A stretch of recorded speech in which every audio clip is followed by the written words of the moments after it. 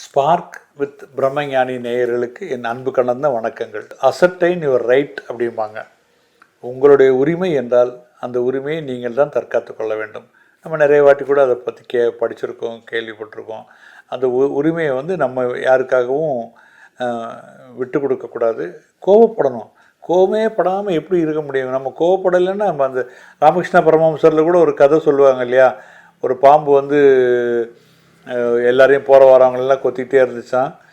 ராமகிருஷ்ண பரமஹம்சர்கிட்ட அது கேட்டுச்சான், எல்லோரும் நான் கெட்டவேன்றாங்களே அப்படின்னோடனே பரமஹம்சர் நீ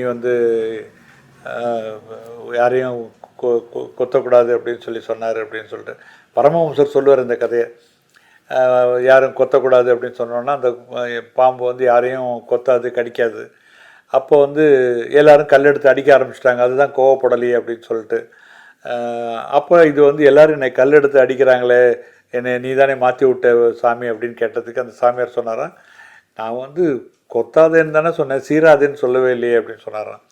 ஸோ அது மாதிரி நீங்கள் கோவப்படணும். சாமி யார் மேலேயுமே கோவப்பட மாட்டாங்க. கடவுள் மேலே நம்பிக்கை இருக்கிறவங்க கடவுள் பார்த்துக்குவார்னாலும் கடவுள் அவர் இது பண்ண மாட்டேன். ஏன்னா இந்த உலகத்தில் இருக்கிற சகல ஜீவராசிகளும் அவருடைய குழந்தைங்க. ஸோ நல்லவனை நான் காப்பாற்றுறேன், கெட்டவனுக்கு நான் தண்டனை கொடுக்குறேன்னு சாமி கொடுக்கவே மாட்டார். எல்லாரையும் காப்பாற்றுவார். பசிக்கிற அத்தனை பேருக்கும் சாப்பாடு ப்ரொவைட் பண்ணுவார். இப்போ ஒரு லைனில் நிற்கிறோம், ஒரு அன்னதானம் நடக்குது, ஒரு 1000 பேர் சாப்பிட்றாங்க, 50,000 பேர் சாப்பிட்றாங்கன்னா எல்லாம் நல்லவங்க மட்டும் சொல்லி அன்னதானம் பண்ண முடியும்? எல்லோரும் சாப்பிடுவாங்க. யார் கொடுக்குறா? கடவுள் தான். கடவுள் நம்பிக்கை இருக்கிறவங்களுக்கு கடவுள் தான் கொடுக்குறாரு.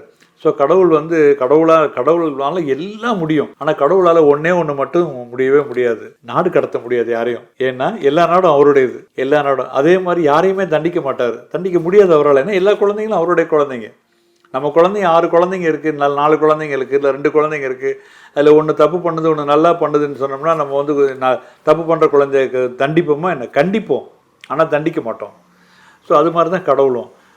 நம்மளுடைய ரைட்ஸை, நம்மளுடைய உரிமைகளை நாம் தான் பார்த்து காக்கணும். நம்ம தான் கரெக்டாக இருக்கணும். நான் நல்லவனாக இருந்தேன் அப்படின்னா அதை சொல்லுவாங்க இல்லையா? நான் சைவம், தைரியமாக போய் சிங்கத்துக்கு முன்னாடி நான் நிற்பேன் அப்படின்னா சிங்கம் அதெல்லாம் பார்க்காது. சைவமா அசைவமானு பார்த்து அடிக்காது. அதுக்கு பசிச்சா யார் முன்னாடி வராங்களோ அவங்கள அடிக்கும். அதே மாதிரி தான் சமுதாயமும். சமுதாயத்தில் நல்லவங்க நிறைய பேர் இருக்காங்க, நல்லது நடக்குது, நல்லது பண்ணுறாங்க. சமுதாயம் கெட்டுப்போச்சு, மனிதாபிமானமே இல்லை அப்படிங்கிறதுலாம் இல்லை, எல்லாம் இருக்குது. அதே சமயத்தில் மற்ற மாதிரி மக்களும் இருக்காங்க. நம்ம ஜாக்கிரதையாக இருக்க வேண்டியது நம்மளுடைய கடமை. அதனால தான் களவும் கற்று மற அப்படின்னாங்க.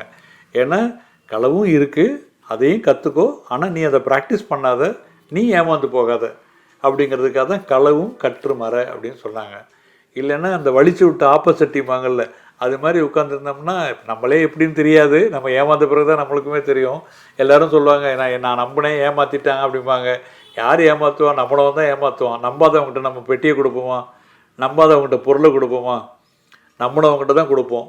10 பேர்கிட்ட கொடுத்தோம்னா 6 பேர் தூக்கிட்டு ஓடி போயிடுவான். மிச்சம் 4 பேர். அந்த 4 பேர் யாருன்னு நம்ம தெரிஞ்சுக்கணும்னா 10 பேர்கிட்ட கொடுக்கணும், 6 பேர்கிட்ட ஏமாறணும், மிச்சம் இருக்கிற 4 பேர்கிட்ட நம்பிக்கையாக இருக்கலாம். அதனால் அசர்டைன் அவர் ரைட். தேங்க்யூ.